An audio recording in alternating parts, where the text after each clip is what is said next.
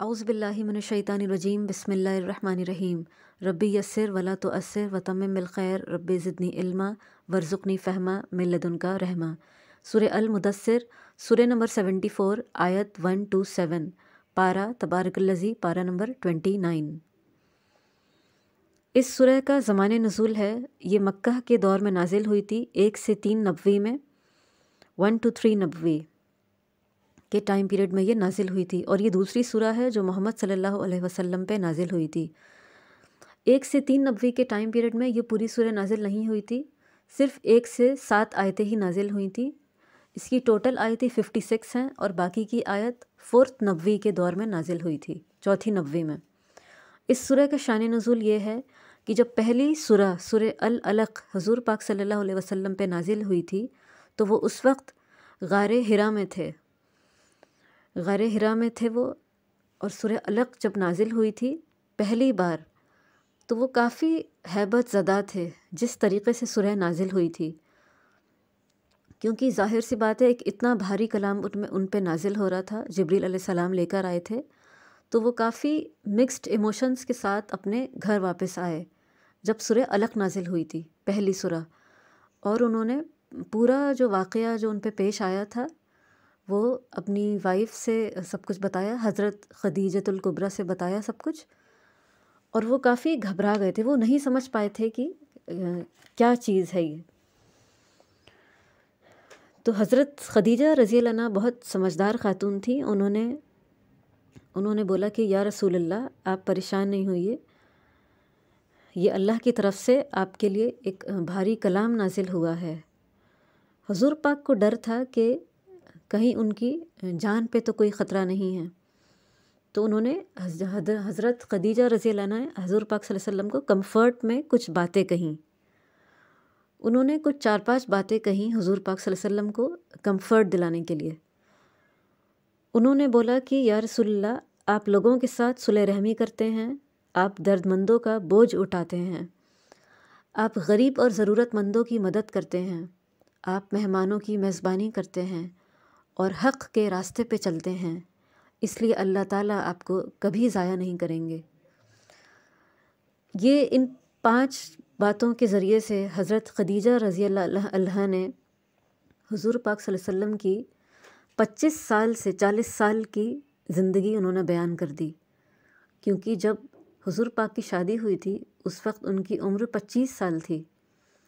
और इस वक्त जो उन पर ये जो वही का जो सिलसिला शुरू हुआ था, जो आयतें नाजिल हो रही थी, जो पहली आयत नाजिल हुई थी सूरह अलक़, उस वक्त हुज़ूर पाक सल्लल्लाहु अलैहि वसल्लम की उम्र मुबारका 40 साल थी। तो 25 साल से 40 साल की ज़िंदगी उन्होंने इन 5 बातें जो उन्होंने बयान की हज़रत खदीजा ने, ये उनकी ज़िंदगी बयान की थी कि वो कैसे थे। उसके बाद खदीजा रज़ी अल्लाह अन्हा मोहम्मद सल्लल्लाहु अलैहि वसल्लम को अपने एक कज़न के पास ले गई, चचाज़ाद भाई के पास, जिनका नाम वर्क़ा बिन नुफ़ैल था। ये बूढ़े थे और इनको दिखाई नहीं देता था। मोहम्मद सल्लल्लाहु अलैहि वसल्लम ने पूरा वाक़या बताया वर्क़ा बिन नुफ़ैल को, और ये सब सुन के वर्क़ा बिन नुफ़ैल ने कहा कि या रसूलल्लाह, ये वही फ़रिश्ता है जो मूसा के पास आया था। और उसके बाद उन्होंने एक दूसरी बात कही कि जो फ़रिश्ता, ये फ़रिश्ता जिस के पास आता है उसकी जो कौम है वो उससे बदज़न हो जाती है। यानी जो मक्का के जो लोग थे वो हुज़ूर पाक से आने वाली ज़िंदगी में बिल्कुल इनसे क़ता ताल्लुक़ कर देंगे, बदज़न हो जाएंगे इनसे। तो ये कोई एक मामूली बात नहीं थी हुज़ूर पाक के लिए। ये सब सुन के वो काफ़ी घबरा जाते हैं, मतलब उनके लिए ऐसा तसव्वुर करना ही मुमकिन नहीं था, क्योंकि जिस मक्का शहर के लोग हुज़ूर पाक को सच्चे, सादिक़, अमीन कह के पुकारा करते थे, वही मक्का के लोग उनसे आने वाले वक्त में उनके ख़िलाफ़ होने वाले हैं। तो ये पेशनगोई भी हज़रत खदीजा के जो चचाज़ाद भाई थे वर्क़ा बिन नुफ़ैल, उन्होंने कर दी थी। और उन्होंने ये भी बोला कि या रसूल अल्लाह, अगर मैं उस वक्त तक ज़िंदा रहा तो मैं आपका ज़रूर साथ दूँगा। तो ये सब सुन के हुज़ूर सल्लल्लाहु अलैहि वसल्लम काफ़ी परेशान हो गए। और फिर कुछ दिन के बाद, कुछ वक्त बाद जो हज़रत खदीजा के चचाज़ाद भाई थे वर्क़ा बिन नुफ़ैल, उनका इंतकाल हो गया। اس کے بعد حضور پاک صلی اللہ علیہ وسلم اور حضرت خدیجہ جب ان کے گھر سے واپس لوٹ رہے تھے ورقہ بن نفیل کے گھر سے، تو راستے میں حضور پاک صلی اللہ علیہ وسلم کو آسمان میں پھر سے وہ فرشتہ دکھائی دیا جو فرشتہ سورہ علق لے کر آیا تھا حضور پاک پہ، جبریل علیہ السلام۔ وہی فرشتہ ان کو نظر آئے، اور حضور پاک صلی اللہ علیہ وسلم ایک تو آلریڈی ویسے ہی گھبرائے ہوئے تھے وہ پیشن گوئی سن کے، تو وہ کافی گھبرا گئے اور جلدی سے اپنے گھر کے اندر داخل ہوئے، اور حضرت محمد صلی اللہ علیہ وسلم نے خدیجہ رضی اللہ عنہا سے کہا کہ اے خدیجہ مجھے اڑھا دو، مجھے کچھ اڑا دو۔ تو انہوں نے جلدی سے حضور پاک صلی اللہ علیہ وسلم کو کچھ کپڑا اڑایا، کچھ کمبل چادر اڑا کے ان کو کمفرٹ کیا۔ اس کے بعد پھر دوسری سورہ نازل ہوتی ہے بالکل اسی وقت، جب حضور پاک صلی اللہ علیہ وسلم جو چادر جو اوڑھ کے جو لپیٹے ہوئے تھے، کافی مطلب انہوں نے زور سے کپڑے کو ایک دم پکڑا ہوا تھا، کافی اوڑھے ہوئے تھے، کیونکہ انہوں نے راستے میں اس فرشتے کو دیکھ لیا تھا، یہ وہی فرشتہ تھا جو سورہ علق ان پہ لے کے آیا تھا، تو وہ آلریڈی کافی گھبرا گئے تھے اور وہ کافی ٹائٹلی کپڑا اوڑھے ہوئے تھے حضور پاک صلی اللہ علیہ وسلم۔ تو بالکل اسی وقت جو ہے سورہ مدثر نازل ہوتی ہے۔ سورہ مدثر کی 7 آیتیں نازل ہوتی ہیں حضور پاک صلی اللہ علیہ وسلم پہ۔ بسم اللہ الرحمن الرحیم، یا ایھا المدثر قم فانذر وربک فکبر وثیابک فطہر والرجز فاجہر ولا تمنن تستکثر ولربک فاصبر۔ اس کا مطلب ہے اے لحاف میں لپٹنے والے، یا پھر اے کپڑے اوڑھ کے لیٹنے والے، اٹھیے اور ڈرائیے اور اپنے رب کی بڑائی کا بیان کیجیے، اور اپنے کپڑے پاک رکھیے اور ناپاکی چھوڑ دیجیے، اور حصول کثرت کے لیے احسان نہ کیجیے، اپنے رب کے لیے صبر کیجیے۔ اس سورہ میں حضور پاک صلی اللہ علیہ وسلم کو اللہ تعالیٰ ایک کام بتا رہے ہیں کرنے کے لیے۔ پہلی جو سورہ علق نازل ہوئی تھی اس میں اللہ نے اپنا رشتہ بتا دیا تھا، کنیکٹ کیا تھا انہوں نے اپنے آپ کو حضور پاک سے، اور سورہ مدثر کی ان 7 آیتوں میں اللہ تعالیٰ ایک کافی بڑی رسپانسبلٹی دے رہے ہیں حضور پاک پہ۔ اچھا، یہاں پہ ایک یہ چیز دیکھنی ہے کہ جو پہلی آیت ہے اس میں یا ایھا المدثر، مدثر کا ورڈ کیا ہوتا ہے؟ مدثر مطلب کپڑے میں کوئی چیز لپٹی ہوئی، ریپڈ ہوئی۔ تو اللہ تعالیٰ اپنے نبی سے اتنی محبت کرتے ہیں کہ وہ یہ نہیں کہہ رہے ہیں کہ اٹھیے محمد، انہوں نے یہ نہیں بولا پہلی آیت میں، انہوں نے بولا، اللہ تعالیٰ نے بولا یا ایھا المدثر، مطلب وہ ان کو پیار سے بول رہے ہیں، اللہ تعالیٰ پیار سے پکار رہے ہیں کہ اے چادر اوڑھ کے لیٹنے والے اٹھو۔ کیونکہ جب انسان کسی سے پیار کرتا ہے تو اس کے نام کے علاوہ وہ کبھی کبھی کچھ ایک الگ الگ ورڈ سے بھی پکارتا ہے، جیسے ہم بچوں کو کبھی کبھی ان کا نام نہیں لیتے ہیں، کچھ الگ نیم سے انہیں بلاتے ہیں کہ اے میرے بیٹے، اے میرے چاند تارا، تاکہ مطلب بچے کو اچھا لگے سننے میں، وہ ریلیکس ہو۔ تو بالکل اسی طریقے سے اللہ تعالیٰ یہاں پہ، کیونکہ اللہ تعالیٰ محمد صلی اللہ علیہ وسلم سے سب سے زیادہ محبت کرتے ہیں، اور اللہ تعالیٰ دیکھ رہے ہیں پوری سچویشن کہ حضور پاک کتنے تکلیف میں ہیں، ڈرے ہوئے ہیں، ہیبت زدہ ہیں، تو صرف محمد صلی اللہ علیہ وسلم کو ایک کمفرٹ دلانے کے لیے اللہ تعالیٰ نے ان کو ایسے پکارا کہ یا ایھا المدثر، اے لحاف میں لپٹنے والے، یا پھر کہہ سکتے ہیں اے چادر اوڑھ کے لیٹنے والے۔ دوسری آیت قم فانذر، اٹھیے اور ڈرائیے۔ دوسری آیت میں کیا کہا جا رہا ہے؟ اٹھیے اور ڈرائیے۔ اس کا مطلب کیا ہے؟ یہاں پہ اللہ تعالیٰ ایک نبی صلی اللہ علیہ وسلم کو رسپانسبلٹی بتا رہے ہیں کہ آپ اٹھیے اور لوگوں کو ڈرائیے، مطلب خبردار کیجیے لوگوں کو، کیونکہ اللہ تعالیٰ نے حضور پاک صلی اللہ علیہ وسلم کو دنیا میں اسی کام کے لیے بھیجا ہے، دین پھیلانے کے لیے۔ تو دوسری آیت میں کہہ رہے ہیں کہ پہلی آیت ہو گئی کہ اے کپڑے میں لپٹنے والے اٹھو، دوسری آیت قم فانذر، اٹھیے اور ڈرائیے۔ کس کو ڈرانا ہے؟ لوگوں کو۔ کیسے لوگوں کو؟ کہ جو دنیاوی زندگی میں بالکل کھو گئے ہیں، ان کو ڈرائیے کہ کوئی مطلب اللہ ہے، کوئی توحید ہے، اس پہ چلو۔ دنیا کی زندگی سب کچھ نہیں ہے، آخرت کی زندگی زیادہ بہتر ہے دنیا کی زندگی سے۔ تیسری آیت ہے وَرَبَّكَ فَكَبِّرْ، اور اپنے رب کی بڑائی کا بیان کیجیے۔ اس کا مطلب یہ ہے رب کی بڑائی کا بیان کرنا مطلب کہ ہر کام میں اپنے اللہ کو سب سے آگے رکھنا، سب سے پہلے رکھنا۔ تو یہ حکم اللہ تعالیٰ نبی کو بھی دے رہے ہیں، اور نبی کے ذریعے سے یہ حکم پوری انسانیت کو بھی پہنچے گا۔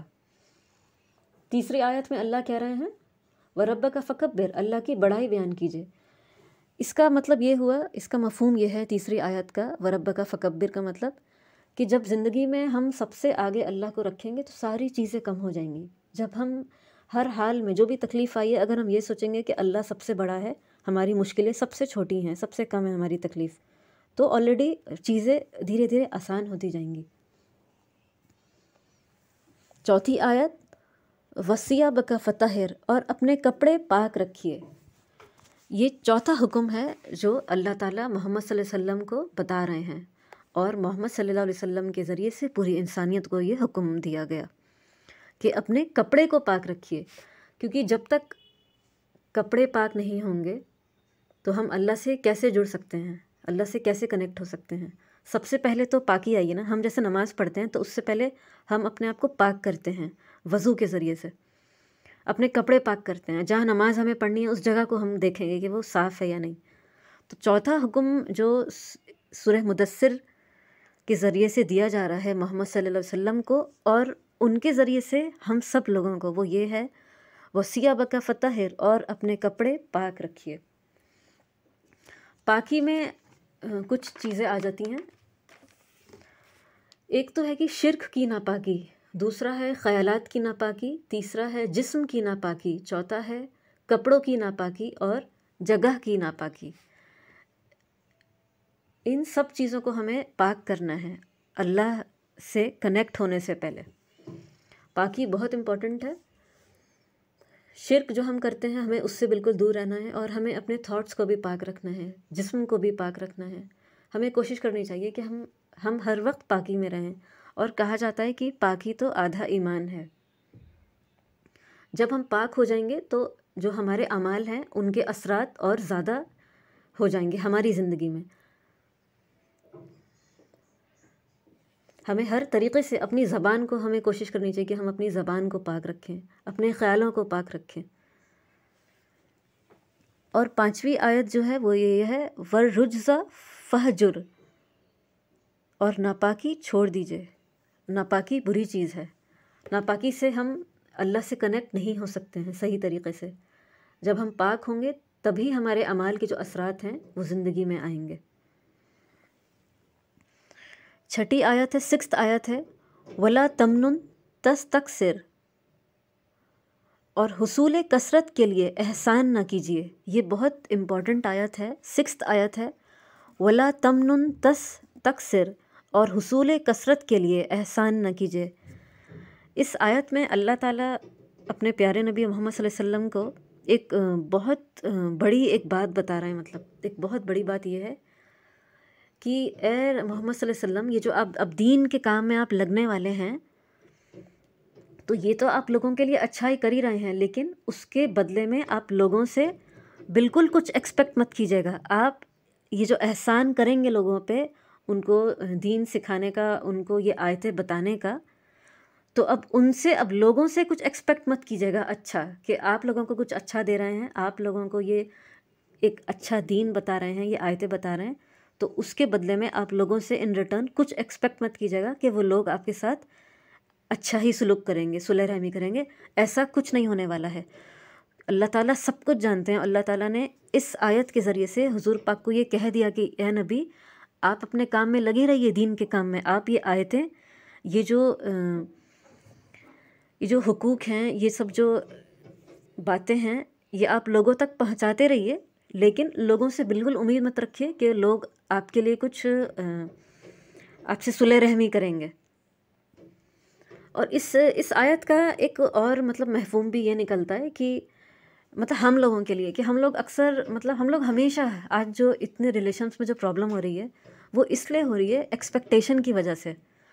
ہم کسی کے لیے اچھا کرتے ہیں اور ہم فوراً اپنے دل میں ایکسپیکٹیشن کرنے لگتے ہیں کہ ہم نے اس کے ساتھ اچھا کیا، اس نے ان ریٹرن ہمارے ساتھ کیوں نہیں کیا کچھ اچھا۔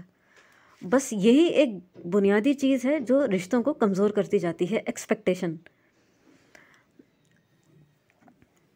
7 آیت ہے ولی ربی کا فصبر، اپنے رب کے لیے صبر کیجیے۔ تو یہاں پہ حضور پاک صلی اللہ علیہ وسلم کو اللہ تعالیٰ نے پہلے بتا دیا کہ احسان نہ کیجیے، مطلب اتنا زیادہ مت کر جائیے کسی کے لیے یہ سوچ کے کہ وہ ہمیں کچھ فائدہ پہنچائے گا۔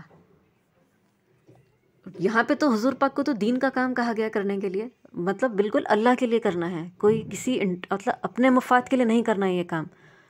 اور اس کا مفہوم یہاں ہم لوگوں کے لیے یہ نکلتا ہے کہ ہمیں دوسروں کے ساتھ درگزری کرنی ہے، ہمیں کوئی ایکسپیکٹیشن نہیں رکھنی ہے دوسروں سے، بس ہمیں اللہ کے لیے سارے رشتوں کو دیکھنا ہے، لوگوں سے کوئی امید نہیں رکھنی ہے۔ اور 7 آیت میں ہے اپنے رب کے لیے صبر کیجیے، ولی ربی کا فصبر، مطلب دین کے کام میں حضور پاک اب لگنے والے ہیں تو تکلیفیں بہت بڑھنے والی ہیں حضور پاک کے لیے، تو اس پہ اللہ تعالیٰ کہہ رہے ہیں کہ اے نبی اب آپ صبر کیجیے۔ تو صبر کا اس آیت کا ایک اور مفہوم جو ہم لوگوں کے لیے ہے وہ یہ ہے کہ ویسے بھی جو ہمارے ساتھ جو مشکلیں پیش آتی ہیں، یا دنیا میں کوئی بھی انسان اگر کوئی دین کا کام کر رہا ہے یا نارمل کوئی بھی نیکی کا کوئی کام کر رہا ہے تو وہ اس کے بعد پھر وہ اس کو اور صبر کرنا ہے، سامنے والے سے کوئی امید نہیں رکھنی ہے۔ اور صبر کا مطلب برداشت کرنا نہیں ہوتا ہے، صبر کا مطلب ہوتا ہے درگزری۔ یہاں پہ حضور پاک کو کہا جا رہا ہے کہ اے نبی آپ صبر کے ساتھ جمے رہیے اس دین کے کام میں۔